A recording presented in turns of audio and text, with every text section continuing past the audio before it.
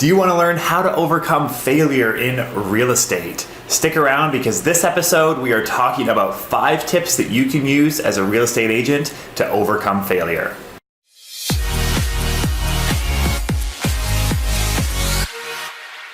Hello, welcome to Rev Real Estate School. My name's Michael Montgomery. Today we are talking about overcoming failure in real estate. It happens to everybody. It stings, it hurts. We do get better, we do gain strategies, and with these 5 tips, hopefully you will start to feel a little bit more confidence when you're taking on failure, but it happens to everybody.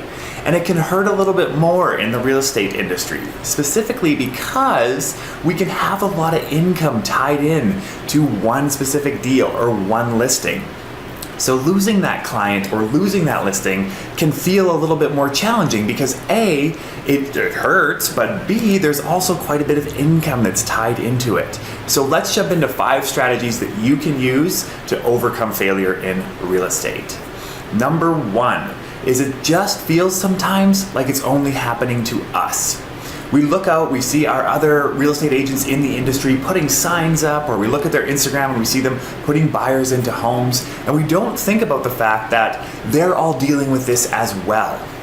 If you'd like, you can go to the description and head to the link, and I have a few of my favorite failures all linked up into the notes there. And you'll see that it happens to absolutely everybody. Everybody will lose a client. Everybody will get fired. Everybody will probably get yelled at by a lead. It's just part of the process. But with, say, like social media and other ways of presenting our information out there, oftentimes we're comparing ourselves to other people's highlight reel, right? And we know this. So understand that this happens to everybody. In real estate, unless you're with a team, it is a social job, but there's challenges that you can have that you'll just deal with yourself. And when there's a failure, you're not going to post it all over social media. So oftentimes you're dealing with this by yourself. So understand that everybody else is going through this as well. Number 2, there are 2 types of thinking that you really want to avoid. Number 1 is catastrophizing. So this goes something like this.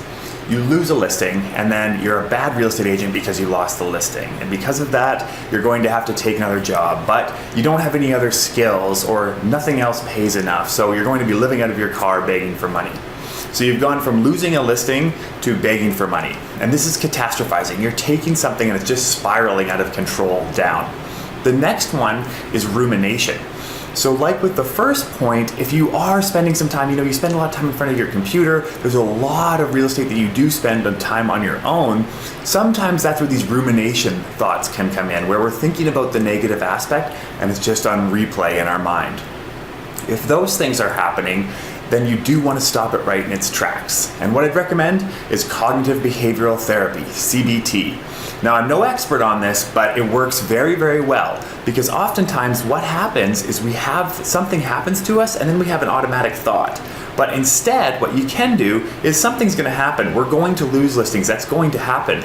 But instead of just going with the automatic thought, which could be catastrophizing, rumination, or some other different negative thought patterns, we stop that in its tracks and then we switch it around. So if those 2 thought processes are happening to you with failure, make sure that you're using strategies such as CBT to stop those things right in their tracks. Next, and you may have heard us say this before, everything is practice. It's all practice. So it doesn't really matter. And if you think of it that way, then you take the power away of needing to get the listing, needing to get the buyer, because it's all just a learning opportunity. So treat everything that you do in real estate as practice. It's not lowering the bar. What you're actually doing is you're taking that pressure away and you're praising the effort that you're putting in because it's just all practice. It's all an opportunity to learn. And this plays on what we call a growth mindset too. So Carol Dweck wrote the book Mindset, and the growth mindset is absolutely everything that somebody should look into in real estate because you have to be able to build from failure. And that is what it's all about. When you're treating everything as practice, you're looking at the world with more of a growth mindset because it's all just an opportunity to learn and grow. Which leads us to our next point, number 4, is if you do fail, you have to find a way to learn from it. So there's 2 strategies here that I recommend.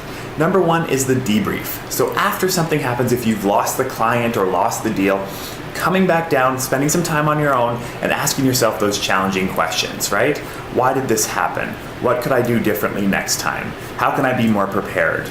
So you're debriefing with yourself. And then also you need to ask the client for some feedback. And you can do this in a strategic way.